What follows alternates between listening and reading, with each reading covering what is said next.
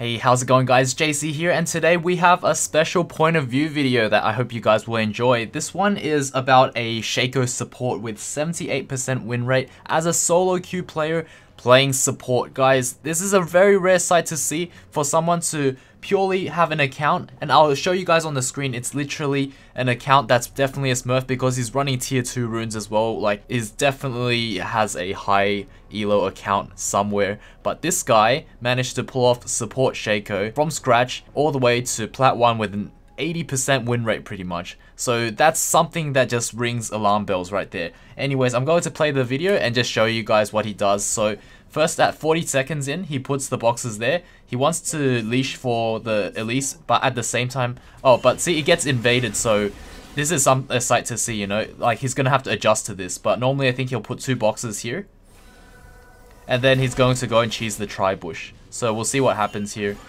Like, pretty interesting. I think the Shaco just ignites and gets a kill. Oh, the Gangplank actually KSs, so never mind, that ignite was a waste. And I guess nothing much comes out of it. So guys, what he does, since I guess the leash kind of failed, but the box is still there, so it's like a semi-leash. But I guess there would have been 2 or 3 more boxes, and then he'll start putting boxes here. So as you guys can see, he's expecting the Lucian to come, right? So we'll just fast forward this a little bit. Okay, and also there's important thing to note is Lucian's heal and flash is down. So if his heal and flash is up, you'd probably burn a bunch of summoners by doing exactly this, guys. And look how the Lucian just doesn't see anything, right? And you might be thinking, why didn't the Shaco come out of the bush and walk towards the Lucian to auto attack? Well, this is where you guys are surprised to know that this is how the box mechanic works with the fog. So if you see Lucian, the moment he aggroes this box, it actually doesn't reveal the bush at all. So that's why the Shaco stood there.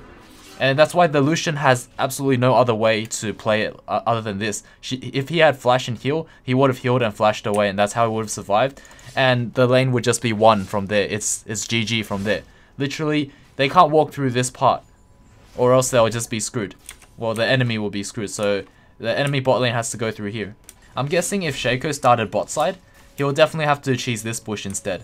And that could work as well. Like, I know it's like not guaranteed. This side is probably less guaranteed, but you know what? It's still something.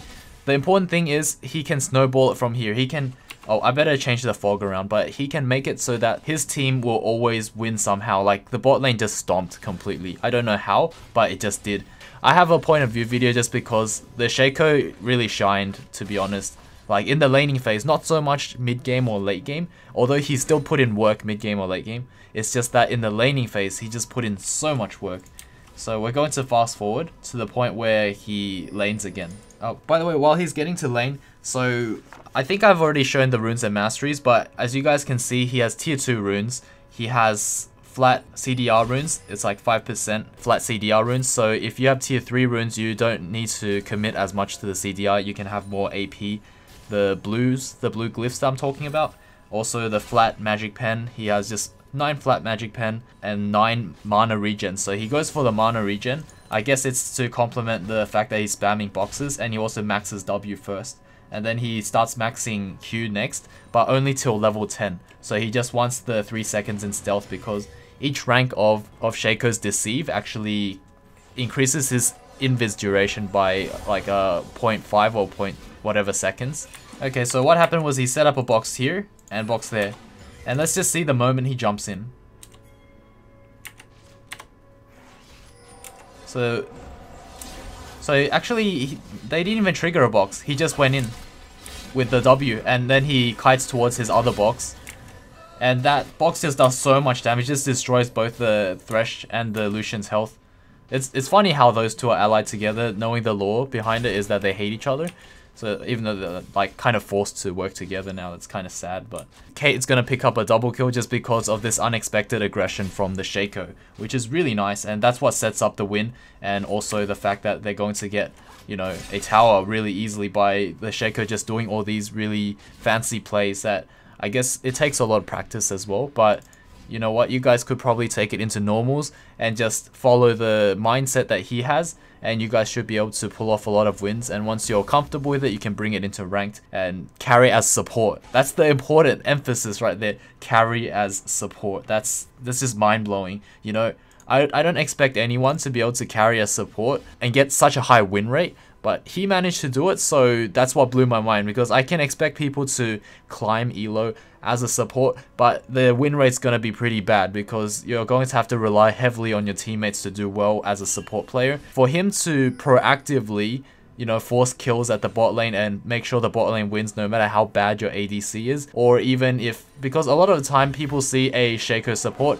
and they automatically think, oh, I have to play a kill lane, and that's not necessarily the case. That probably makes it worse, but I see other games that Shaco plays, he takes heal instead because he's with a kill lane that does not take heal, because it's like, say he's with a Talon or he's with a Jarvan or someone that takes flash and ignite, he'll take ignite and heal so that they always have the heal at bot lane, so that, you know, because heal is so important. Oh, they go in again. I guess this time is because the box got triggered by the thresh by accident, so he always puts a box here. And also he puts a box here as an extra precaution for the jungler as well. So he gets free wards actually, and he gets to spam that like crazy.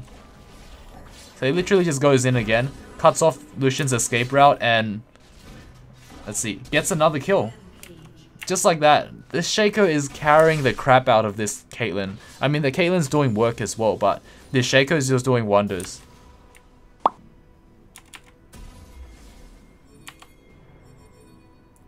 Oh, it looks like this value ward that I put, see, it's put by Tryndamere. I just had to take some credit for it, but it forced the lead to die because I knew that there was something up. Like, this jungler was invading at the very start, was very proactive top side, and I feel like he was just gonna keep ganking me. Also, the red was up, so I decided to put a ward there. And yeah, it worked out for the best. So while I was laning, the ward spotted the Lee. And now it also forced the Shaco top. So he goes invis, he actually pops his Frost Queen's claim to get the slow off. And I guess he put a ward here thinking that the Akali will go through that bush, but the prediction wasn't as accurate, unfortunately. But you know, that's just like the mentality behind how you can gank as a Shaco is, you know, you go invis and you can pop your Frost Queens and it won't break your invisibility. And then once you're there, you can, you know, use your E and then put your box at the escape route. Or probably put your box first and then use your E, because the box has a delay before it can activate and fear them and do a crap load of damage. Because Shaco's boxes actually scale really well with AP, like insanely well. So wait, attacks for 86 magic damage and last 65 seconds. I'm guessing it does 86 magic damage per hit, because that's what it exactly feels like, you know. That box can literally take out half your health and just by standing near it for a few seconds. And it attacks really fast too. Yeah, the Shaco is actually very versatile in terms of, you know, he can actually solo the dragon with ultimate as well, I believe.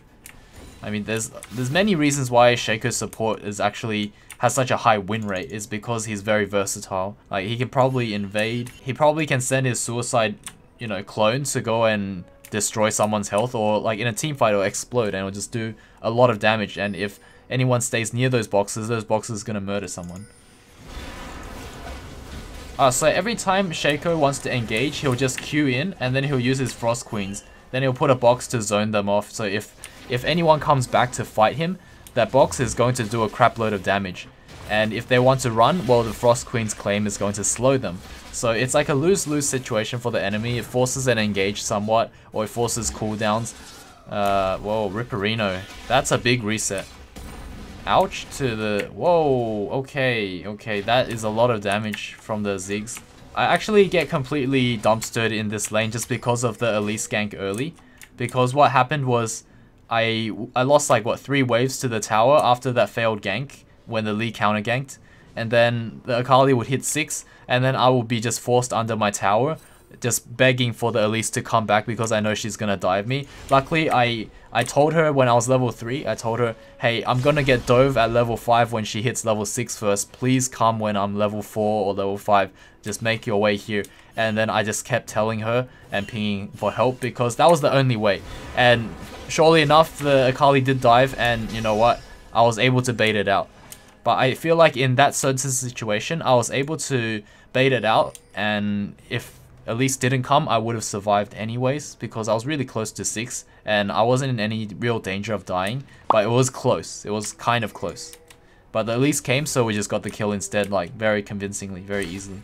So, as you guys can see, like, the bot lane just got absolutely dominated, and now Caitlyn's really fed. Like, she is, what, She's 7-1 and she's able to start pressuring the rest of the map, while Gangplank, because he lost, he gets to split push bot. So I mean, what has the Shaco been doing so far?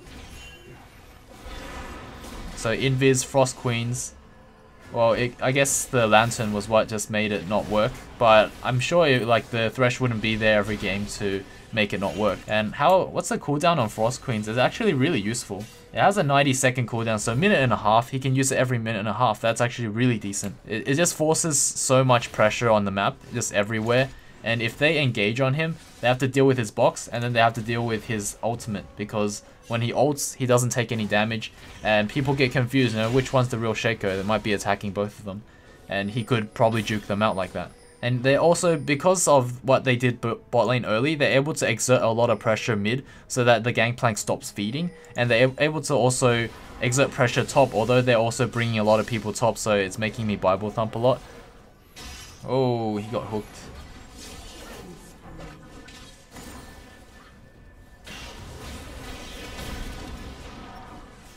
But you guys notice how he actually jukes towards his box. He goes here, and then when he goes invis, it looks like he'll go this way into the tri-bush.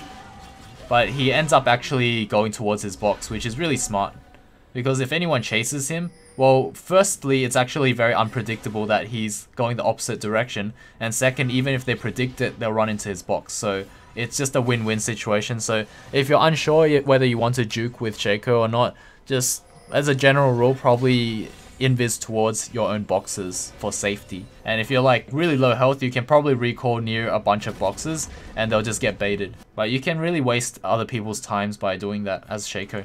So I guess for the most part right now, all Shaco's doing is just trying to get Baron control. So he puts a box here, puts a ward here, and then he gets shooed away by the Thresh. But to be honest, like, he can actually scout with his Frost Queens as well. If they were doing Baron and no one could reach it, he could just pop his Frost Queens. Oh wow, he actually survived a bit longer because of his ultimate. By the way, there's actually a neat trick, guys. I think you can actually ultimate near a wall as Shaco, and then you can appear on the other side if you keep right-clicking. So if you hug a wall and then you ultimate and just keep right-clicking, you might appear on the other side. I think it's something like that, but you guys could do some testing and check it out. But yeah, you guys can actually do that as a neat Shaco trick. So the main thing I want to highlight right now is what exactly does a Shaco do when there's like, say, mid to late game, because I feel like that is the part that you guys will probably want to know, since, you know, laning phase is probably very self-explanatory. I mean, maybe a lot of you guys don't know if you don't play Shaco, but for those that do, they probably expected something like that anyway. But in terms of, you know, mid to late game, maybe there's like some surprises here and there. So it looks like the Gangplank just died again, yet again, like just non-stop. He just keeps pushing and dying, and it's just making the game way harder than it should be, considering the fact that, you know, the bot lane actually stomped. We have to go back a little bit just to see what exactly happened. So the Shaco sees a team fight. Oh, okay, and then he just invises in and gets the kill on the Thresh. That's fair enough. So he Q's in and goes for the E-Ignite. Unfortunately, that Redemption's going to heal, but he's going to start flanking with those boxes. He's actually playing a pretty dangerous game considering how low he is. And that the Akali is nearish, so the Lantern could be thrown at the Akali. Oh, wow. Hey, actually, did you guys know that the boxes actually... Interesting. Ouch. The boxes actually block hooks. And his E actually does considerable amount of damage. So I think at level 10, do you guys notice what I said earlier is his skill order is basically this. He puts a point in W, point in Q, and a point in W. So that's level 3, right? After that, level 4, he puts a point in E. And then after that, he'll max W first. Then he'll max Q all the way to level 10. So that's 3 points in Q. After that, he'll skip the 4th and 5th point in Q and just max out E. And the reason being is because this Shaco probably wants to have his invis last 3 seconds. It also gives some cooldown reduction to the Q. That's probably his personal preference and what worked for him. So you guys could probably also incorporate that when you're playing Shaco. Is make sure you have this skill order. And obviously you put a point in R whenever you can. You know, this part, I actually told the Elise, like, there was something like a really big misplay here. You guys see how she has spiderlings, right? And look how she runs away. She gets away, and she goes into human form, so those spiderlings would have been right behind her ass, and then that Lee would have just queued the spiderlings instead, or not be able to queue at all, because the spiderlings run really fast, you know. They might be really far away from her when she went back to human form, but that's because they stopped when she went human form. If she was still spider form, they would have ran really fast and be just behind her. So that's something to note as Elise, guys. If you're playing against Lee, just make sure you don't get rid of your spiderlings by going human form for no reason, unless you have your E up. In that case, the cocoon you'll be able to launch it when the Lee launches himself towards you, and then the second part of the Lee's Q won't do any damage. And then in that sense, you could do that to bait him out. Otherwise, you're probably asking to get killed. Also to note, guys, the build that I'm going for, if you want to face a Kali, or if there's a really tough matchup that basically one-shots you, you can go for the Tabbies. Tabbies because Akali does a lot of physical damage with Gunblade and her auto attacks and her Lich Bane, you know? So I don't know, actually Lich Bane is like part physical, part magic. But either way, that's what the Ninja Tab is for. It mitigates a lot of damage, more so than the 25 magic resist from Mercs. That I feel like that seriously does nothing for me. Also the PD does a lot for me. That reduces damage taken by 12%, and then also Death's Dance reduces damage taken by 30%. So that makes it so I can just start autoing her, start fighting her, and then she has to work my health down, and eventually I ult. And hopefully she'll have to pop her Shroud before then, so that if I'm versing her 1v1, I'd have a fighting chance to beat her. Okay, so this part was really good, really well coordinated by the Shaco. Basically what happened was, the Shaco sees that there's a Ziggs by himself and a Thresh. And instead of thinking, oh, I should just defend the tower, he's like, we should go in and fight. And he pinged for me to come. So in that sense, I came. And I knew that we can win because I guess Shaco is very familiar with Tryndamere's power. Like, I have my ult.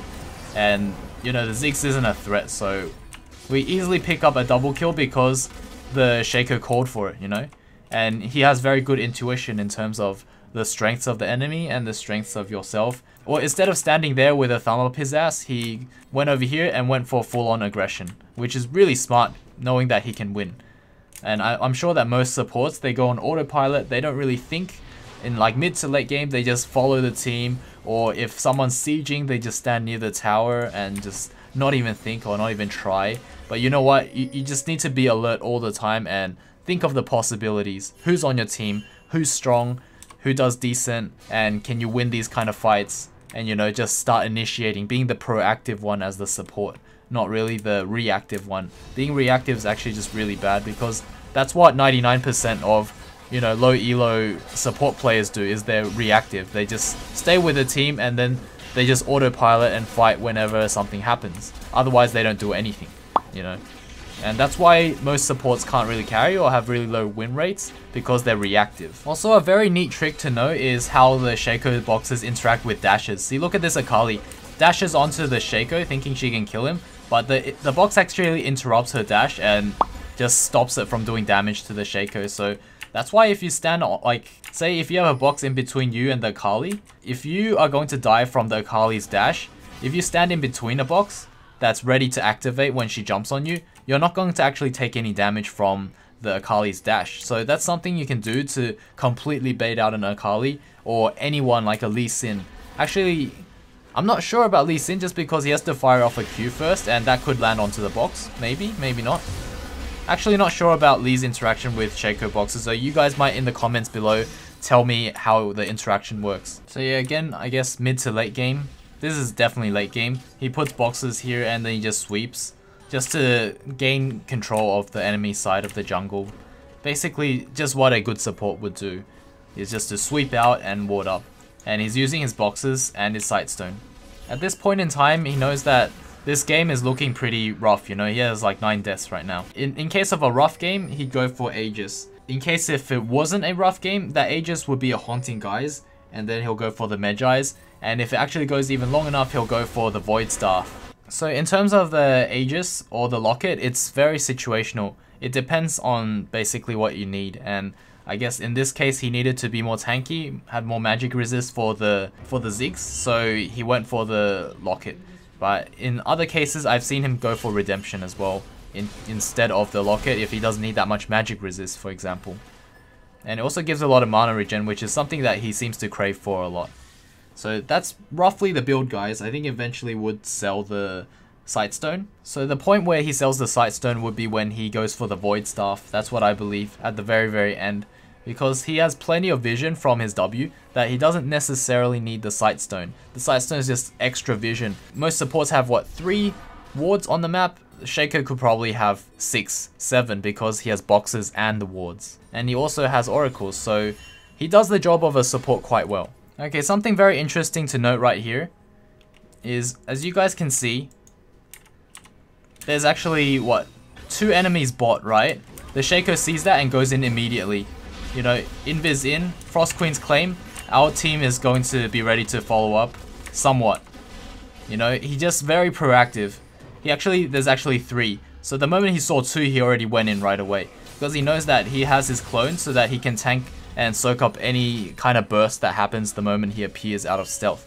And then he has his slow, he has his boxes, so it kind of puts the enemy in a very unfavorable position if they were to retaliate. Because there's no chance of them killing the Shaco right away due to his ultimate. And the moment they fight back, these boxes are just going to destroy their health, you know. They're going to fear them, they're going to destroy their health. And it's just a bad time for the enemy.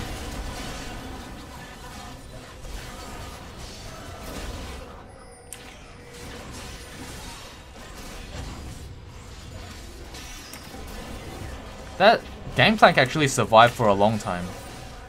Quite surprising.